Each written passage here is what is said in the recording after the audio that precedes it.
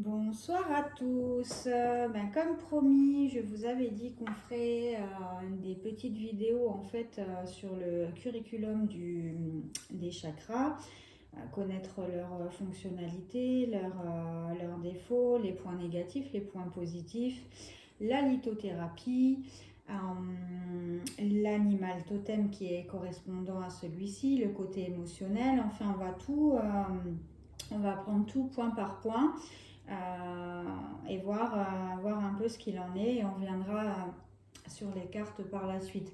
Donc on va commencer par le chakra racine, le tout premier, donc le Muladhara, donc qui est situé à la base de la colonne vertébrale entre les organes génitaux, qui héberge également la Kundalini, vidéo que je ferai dans un deuxième temps.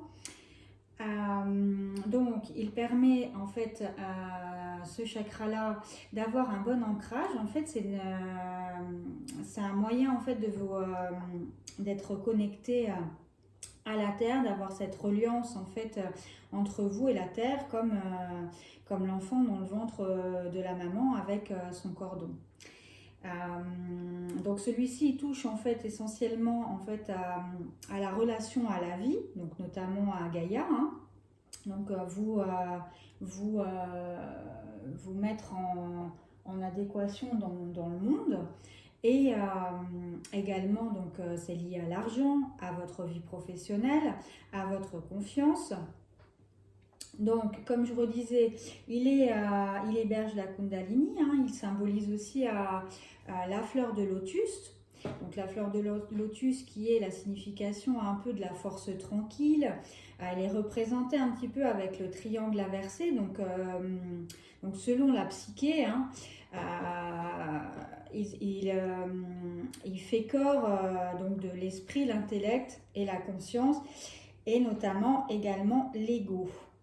Donc, et par ailleurs de sa signification, donc la fleur de lotus, également le triangle inversé, donc à double sens. Alors il représente cette forme en entonnoir qui est l'enrichissement de la racine, donc où naîtra votre sagesse et votre éveil spirituel. Et le haut du triangle, qui symbolise l'ouverture d'esprit. Donc, en gros, en fait, il parle en fait de sécurité, de sûreté, d'instinct de survie, des besoins fondamentaux, de la nourriture, du sommeil. Il abrite l'instinct de conservation. Il vous permet d'avoir les pieds sur terre, forcément, puisque racine reliance avec la terre. Et il est pour parler en fait de toutes les actions que vous pouvez avoir un petit peu dans vos vies. Donc la couleur c'est rouge. J'ai joué le jeu, donc j'ai mis un petit pull et je me suis refait les ongles pour être en adéquation avec ce petit chakra. Blague à part, donc couleur rouge, donc il attire les oppositions. Notamment, ça peut parler aussi de liens d'âme, d'âme jumelles, de liens karmiques. Il est l'énergie de la force, de la volonté, du courage, de l'instant présent, de la passion, la conquête, mais aussi la sensualité. Donc j'ai pris des notes parce qu'il y a quand même pas mal à en dire. Alors, comment l'équilibrer? Donc, pour travailler sur votre enrichissement, et je le dis en permanence, il faut se connecter et aller vraiment marcher avec la nature, parce que c'est vraiment important, puisque automatiquement, chakra racine, connexion à la terre, donc vous ne pouvez pas y échapper. Notamment, forcément, vous aurez certainement une connexion avec les animaux, des envies peut-être de jardinage, de cuisiner sainement, de faire des randonnées. Et donc pour l'équilibrer, évidemment, de la méditation. On reviendra sur la fréquence après. Donc au niveau des aliments, pour que vous ayez un chakra qui fonctionne bien. Donc les aliments qui sont nécessairement, de toute façon, pensez à la couleur rouge. Donc tout ce qui va être rouge va forcément être lié au chakra racine. La nature, l'univers est vraiment bien fait. Donc petit rappel, oui, pourquoi il irait chercher du violet alors que sa couleur est le rouge. Donc les fraises, les cerises, les framboises, la tomate, les grenades, la betterave, la racine de gingembre, l'ail, l'échalote, les légumineux, carottes, radis, quinoa, haricots rouges, poivrons rouges, piment, le café, le thé noir, le romarin, les clous de girofle, la patate douce. J'aurais plutôt pensé qu'il serait plutôt dans le chakra sacré, mais il est dans le chakra racine. Les œufs, le fromage, la viande rouge, les crevettes, les amandes, l'huile d'olive, le riz, la fleur de sureau. Alors notamment quand vous avez un chakra qui est dysfonctionnel, le chakra racine, vous pouvez avoir des maux physiques.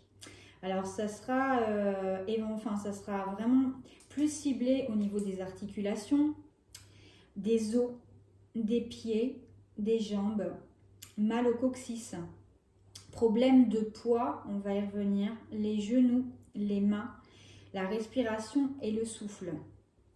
Donc c'est un élément de terre, sa planète c'est Mercure.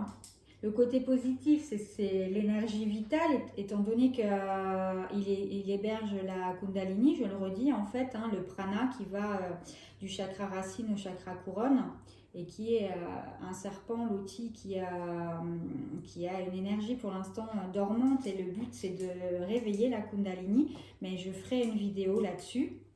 Donc pour en revenir, donc l'énergie vitale, les relations avec la terre, donc la vision aussi que vous pouvez avoir vous dans ce monde et ce que vous y faites, comment vous allez vous réaliser, la résistance, votre force de caractère également. Le point négatif en fait c'est tous vos côtés un peu émotions, sentiments.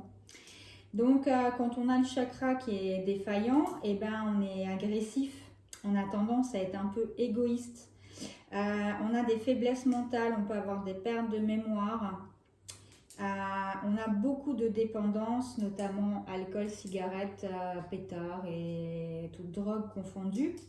On peut avoir des phobies aussi également. Qu'est-ce que je pourrais vous dire d'autre ?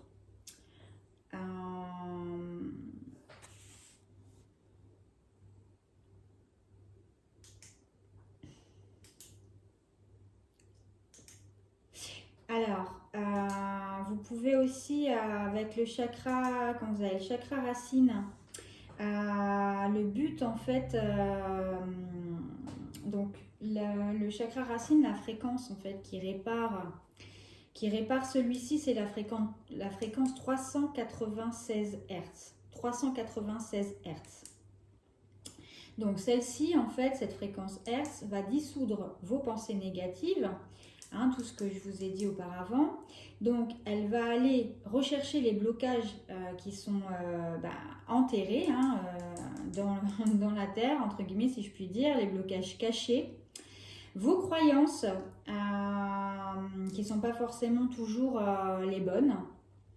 Donc pour remettre tout ça un petit peu en équilibre, votre subconscient, elle va réduire votre culpabilité, votre peur, parce que le chakra racine est notamment sujet à tout ce qui est peur.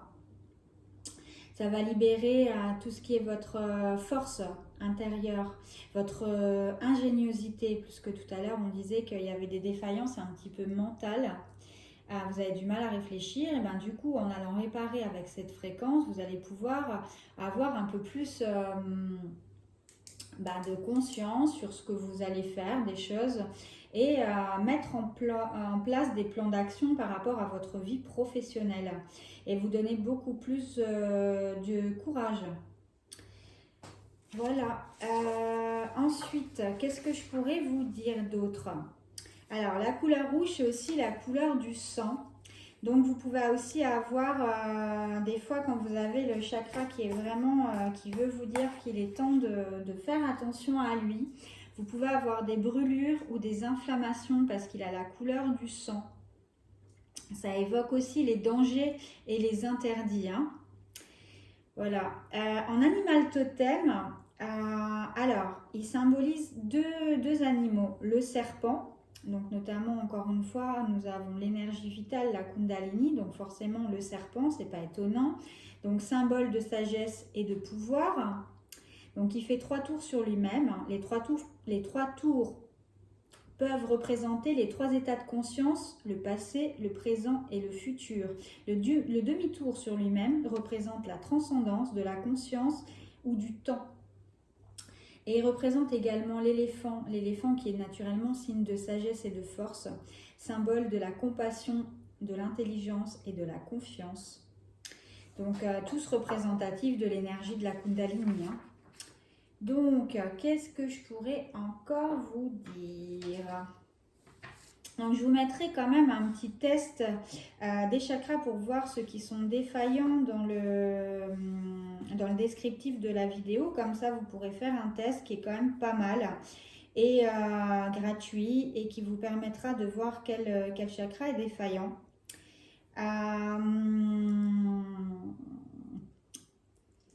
Alors, il est aussi le pilier un peu de notre croissance sur la Terre, de la manière dont on se sent en sécurité en fait. Hein, le sentiment de sûreté en fait. Hein. Donc, au niveau des équilibres aussi, il y a beaucoup de négativité, les illusions, les troubles alimentaires, l'avarice, la cupidité, le sentiment d'insécurité et le mode survie. Donc avoir l'impression toujours de vous sentir en insécurité dans le monde et toujours préoccupé en fait par rapport à votre carrière. Vous vous sentez pas ancré. Donc déjà si vous n'êtes pas ancré à la terre, vous pouvez pas vous sentir ancré dans le monde. Donc voilà des peurs, vous êtes en permanence dans la peur de tout en fait, peur des relations avec les autres, peur de la manière dont on vous regarde, donc notamment forcément il y aura des problèmes de nourriture et vous aurez tendance à faire du yo-yo. Donc voilà, donc c'est pour ça que c'est vraiment important parce que vous aurez des excès de poids ou des pertes de poids, vous aurez, et forcément c'est absolument pas bon pour l'organisme, mais à partir du moment où le chakra racine est défaillant, ça va ça va faire en sorte que les autres chakras finalement soient en déséquilibre également. Donc c'est quand même un des piliers parce que c'est le premier.